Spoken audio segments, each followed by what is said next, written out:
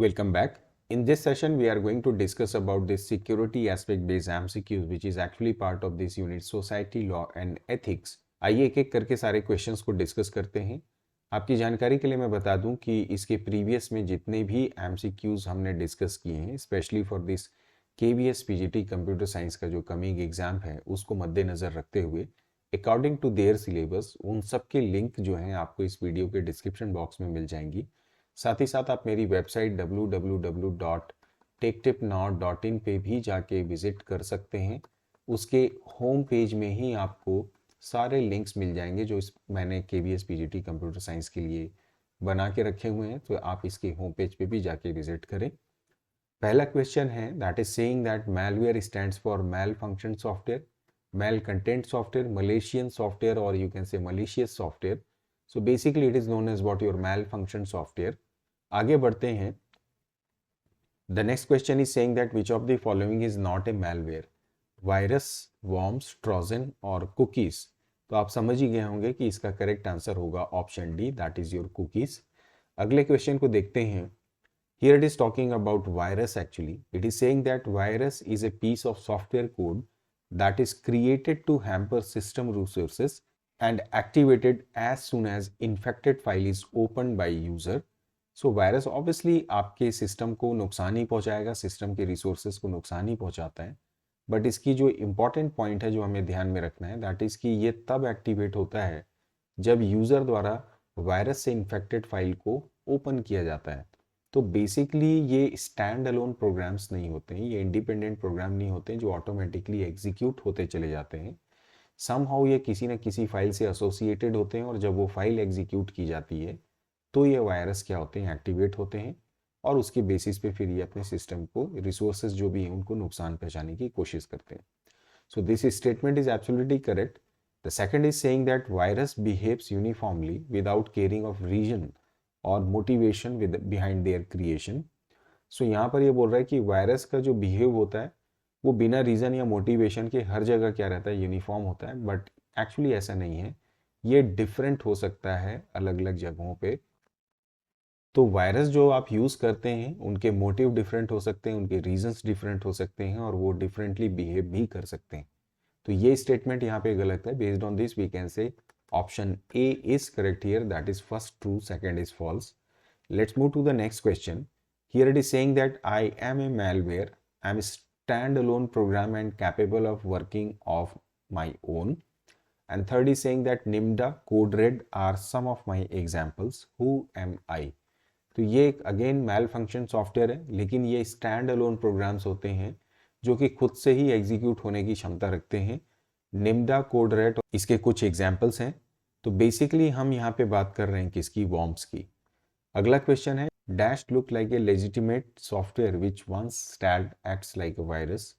So basically it is talking about Trojan. तो basically Trojan virus जो होते हैं ये ऐसे फील होते हैं कि ये ओरिजिनल और ऑथेंटिकेट सॉफ्टवेयर है जिसको आप जब यूज़ करते हैं, ओपन करते हैं तो वो आपके सिस्टम के रिसोर्सेज को नुकसान पहुंचा सकते हैं। So this is correct here. Let's move to the next question. Here it is saying that which of the following is usually annoying but harmless for your computer system. तो काफ़ी आसान है इसे भी समझना कि यहाँ पर हम स्पाईवेयर की बात नहीं कर रहे हैं, ट्रोजन की बात नहीं कर रहे हैं, वॉर्म्स की बात नहीं कर रहे हैं। We are talking about एडवेयर्स।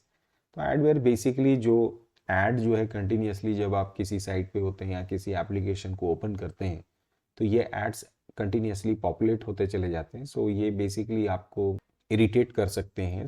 लेकिन इसका नुकसान आपके सिस्टम के लिए नहीं है कुछ भी। So this is how we can understand answer of this question. Move to the next question. यहाँ पर ये बोलता है the virtual keyboard of an operating system that uses a fixed QWERTY key layout is called what. See whenever we talk about keyboard, specially जब virtual keyboard की हम बात करते हैं तो there are two categories, one is on screen keyboard and second is what online virtual keyboard. लेकिन जब fixed QWERTY keyboard की बात होती है so that is actually called what your on screen. और जब आप वर्चुअल कीबोर्ड जिसमें कि रैंडम की लेआउट्स मिलते हैं उसको हम बोलते हैं ऑनलाइन की virtual keyboard. So this is how we can get the answer of this question. Move to the next question. Here it is saying that a malware once designed can take many routes to reach your computer. Which of the following you think is not correct channel of distribution of malware. So देखिए malwares जो होते हैं, चाहे वो virus की बात आप करें, वॉर्म्स की बात करें, ट्रोजन की बात करें, इनके आपके सिस्टम तक पहुंचने के अलग अलग माध्यम हो सकते हैं, या ये अलग अलग तरीके से डिस्ट्रीब्यूट किए जा सकते हैं अराउंड ए कम्युनिकेशन चैनल। तो यहाँ पे कुछ ऑप्शंस हैं, आपको बताना है कौन सा इसमें सही चैनल नहीं है।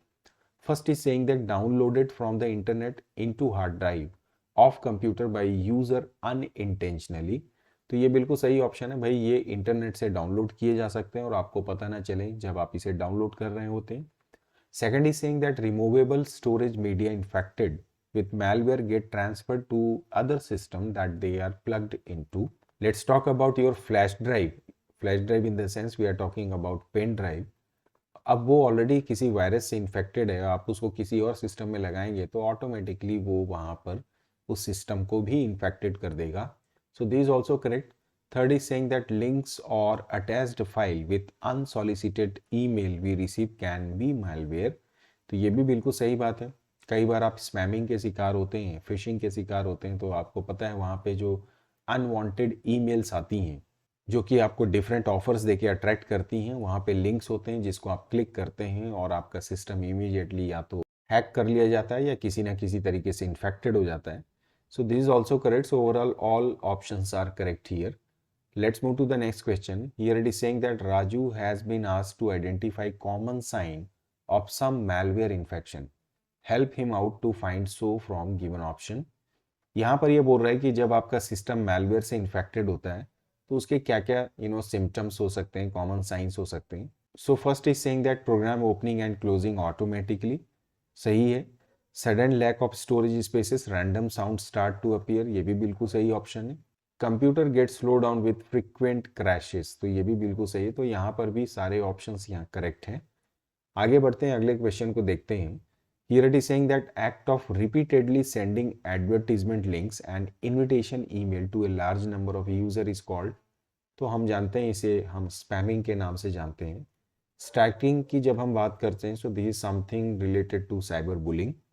Hacking we all know that कि जब आप अनऑथराइज तरीके से किसी पूरे कम्युनिकेशन सिस्टम को एक्सेस कर लेते हैं। And Daniel of service attack, जहाँ पे फ्लड ऑफ ट्रैफिक आप सेंड कर देते हैं किसी भी सिस्टम पे, सो दैट सिस्टम की जो इफिशियंसी वो पूरी तरह से डाउन हो जाती है। तो यहाँ पर इसका जो करेक्ट आंसर है दैट इज स्पैमिंग। अगला क्वेश्चन है that HTTPS is what. So basically hypertext transfer protocol, then we can say it is talking about secure. So this is basically what option B. Sometime we also call it secured hypertext transfer protocol. आगे बढ़ते हैं, अगले question को देखते हैं। To get HTTPS for your website you need to get what? So obviously you need to purchase a domain. और जब आप डोमेन परचेस करेंगे तो उसके साथ आपको एक SSL सर्टिफिकेट भी मिलता है। नाउअडेज आप डोमेन परचेस करेंगे तो ऑटोमेटिकली SSL उसके साथ आपको मिल जाता है। बहुत सारी कंपनीज ये ऑफर करती हैं, बट फिर भी अगर आप डोमेन लेते हैं और SSL आपके पास नहीं है तो HTTPS नहीं मिलेगा। तो SSL का होना बहुत ज़रूरी है, that is actually secured socket layers. So this is correct here. आगे बढ़ते हैं। Here it is saying that it acts as a network filter and continuously monitor and control the incoming and outgoing traffic. So again it is very commonly asked question and it is talking about firewall.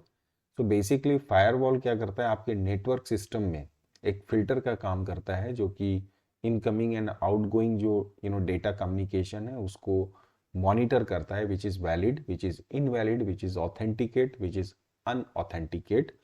आगे बढ़ते हैं। यहाँ पर ये बोलता है कि cookies is what. Cookies that gets recreated after being deleted is known as what. तो बेसिकली ऐसी कुकी जिनको आप डिलीट करें तो वो फिर से क्रिएट हो जाती है। तो इस तरह की कुकीज को एक्चुअली हम बोलते हैं ज़ॉम्बी कुकीज। इस बात को आप ध्यान रखेंगे। आगे बढ़ते हैं। यहाँ पर ये बोल रहा है कि dash is a malware that records the key pressed by used on the keyboard, using which one can get very sensitive and personal information of user like password, email, etc. तो यहाँ पर जिस ये malware या programme की बात कर रहा है उसे हम जानते हैं की लॉगर के नाम से। बेसिकली की लॉगर क्या करता है, आपका जो कीबोर्ड होता है, अगर मैं सामान्य या नॉर्मल लैंग्वेज में बोलूँ तो इस कीबोर्ड को ये क्या कर देता है, हैक कर लेता है। हैक कैसे करेगा, दो तरीके हो सकते हैं।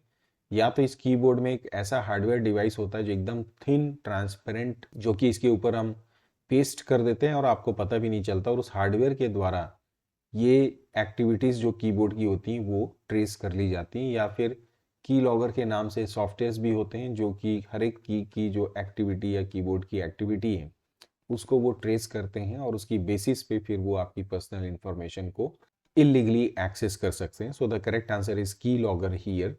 Move to the next question. Here it is saying that find the invalid method used by antivirus to detect malware. तो देखिए एंटीवायरस के पास भी अपनी अलग अलग मेथड्स होते हैं किसी भी वायरस को या मैलवेयर को डिटेक्ट करने के।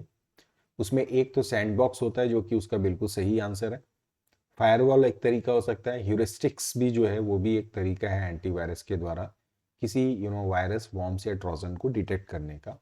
यहाँ पर जो ऑप्शन बी है that is actually correct, because data mining technique is something different, thing which is actually not related with this antivirus. आगे बढ़ते हैं। Here it is saying that it's a kind of system used by antivirus where a new application or file is executed in a virtual machine to detect any malicious activity by observing its behavior.